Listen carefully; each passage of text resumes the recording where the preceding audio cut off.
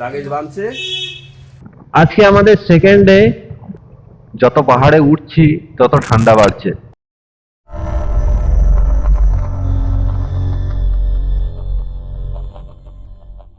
Guys, তো আমরা মোটামুটি রেডি। আজকে নেক্সট ডে, আজকে বেরোবো। তো মোটামুটি ব্যাগ প্যাকিং হয়ে গেছে, আমরাও প্যাকিং হয়ে গেছি। তো দেখি আর বাকিরা কি অবস্থা। ব্যাগ সব প্যাকিং করছে, সবাই মোটামুটি রেডি। আর বাকিরা সব বাইরে। আমাদের এখন লাগেজ বাঁধা হয়নি, লাগেজ বাঁধা চলছে। আমাদের মানিক বাবু লাগেজ বাঁধছে। বেরিয়ে তোমাদেরকে লোকেশন দেখাবো। এখন আপাতত রেডি হয়ে সবাই বেরোবো, ব্রেকফাস্ট করব, তারপর তোমাদেরকে লোকেশন দেখাবো। চলো দেখা হচ্ছে বাইরের লোকেশন। হ্যালো গাইস, আজকে আমাদের সেকেন্ড ডে। তো কালকে অনেক ভিডিও আমরা করে উঠতে পারিনি, কারণ তাড়াহুড়োর মধ্যে ছিলাম, অনেকটা লেট হয়ে গিয়েছিল। তো রাত্রিবেলাতেও টায়ার্ড ছিলাম প্রচুর। পুরোটা বাইক চালিয়ে আসা মানে বুঝতেই পারছো কতটা রাস্তা। সকালবেলায় প্রচুর জ্যাম ছিল রাস্তায়, তো সেই কারণে এখানেও আমাদের অনেকটা সময় চলে গেল। তো যাচ্ছি ফিলিং, দেখাবো তোমাদের লোকেশনটা। আমাদের যেতেও অনেকটা টাইম লেগে যাবে, এখান থেকে 120 কিলোমিটার সামথিং। তো এখন ঘড়িতে বাজে 12:37। দেখি কটা বাজে, রাস্তা কিরকম সেটাও জানা নেই। পাহাড় দেখা যাচ্ছে হালকা করে, এদিকটা চারিদিকটা এত সুন্দর লোকেশন, সৌন্দর্যে ভরা। এখানে বাইক চালানোটা আমার ফার্স্ট টাইম এই সকল জায়গায়, পাহাড়ি জায়গায়। তো খুব মানে দেখে শুনে চালাতে হবে, কোথাও ডাউন, কোথাও উঁচু, আর প্রচন্ড ভিড়, সাবধানে যেতে হবে। চারিদিকে শুধু পাহাড় দেখতে পাচ্ছ, এই একটা ওই একটা পাহাড়। আর এখানে কিন্তু সরু, প্রচন্ড সরু রাস্তা, তো প্রচুর কেয়ারফুলি বাইক চালাতে হবে।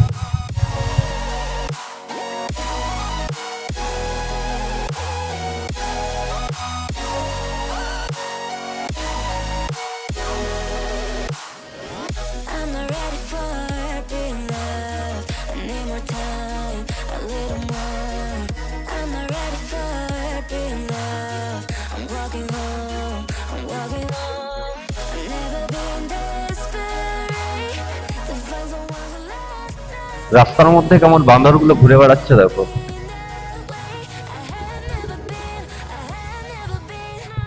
প্রচন্ড ঠান্ডা এদিকে, যত পাহাড়ে উঠছি তত ঠান্ডা বাড়ছে। আর সামনের অবস্থা দেখো just.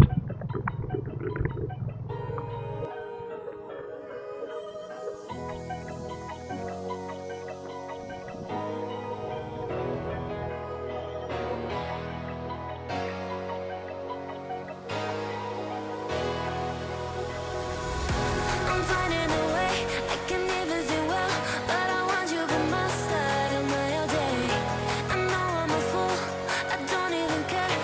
I want you to listen to what I say. I love you, but it's so confusing. I'm winning at the same time losing. I love you, but it's so confusing. I'm winning at the same time losing.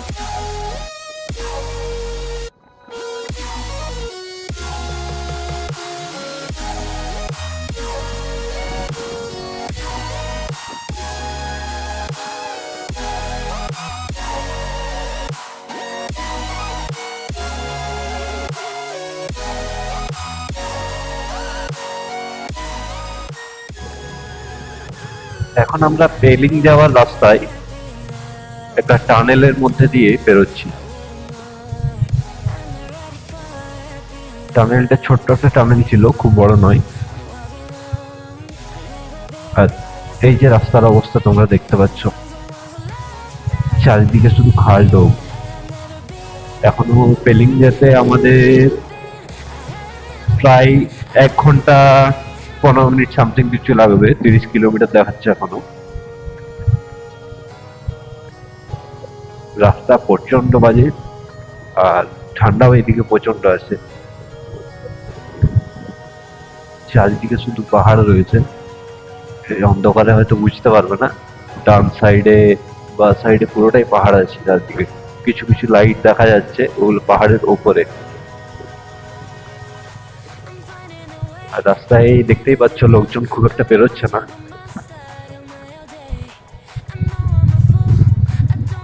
রাত্রিবেলায় রাস্তাটা মানে একবারেই প্রচন্ড বাজে অবস্থা। দিনের বেলায় যদিও ঠিক আছে, পুরো অফরোডিং চলছে দেখতে পাচ্ছ।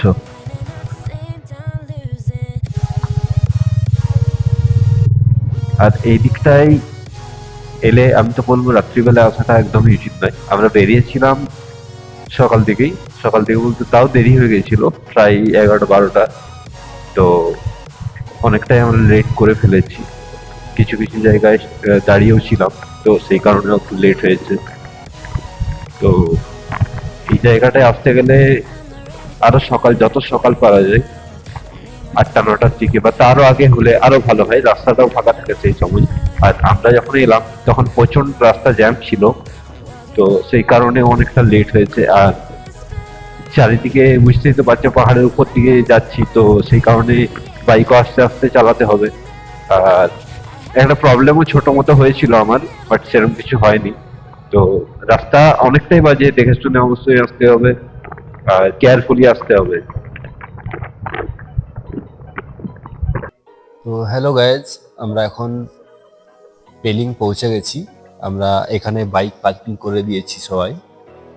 আর এটা হলো আমাদের হোটেল, দ্য মাউন্ট ভিউ। তো আমরা বেরিয়েছিলাম প্রায় 11টা 12টার দিকে। রাস্তা অনেকটাই বাজে ছিল, সেই কারণে অনেকটা সময় লেগে গেছে। আমরা রাত্রিবেলায় কোথাও বেরোচ্ছিলাম, রাত্রিবেলায় ভিউও সেরকম কিছু দেখতে পাবো না। তো কালকে সকালে আমরা যাব পেলিং স্কাই ওয়াক, আর সেখান থেকে কাঞ্চনজঙ্ঘার খুব সুন্দর ভিউ দেখতে পাওয়া যায়। তো আমরা তো খুব এক্সাইটেড আছি দেখার জন্য, তোমাদেরকে দেখাবো কালকে সকালে সেই ভিউ। আশা করি তোমাদেরও ভালো লাগবে। তো চলো, গুড নাইট, দেখা হচ্ছে কাল সকালে।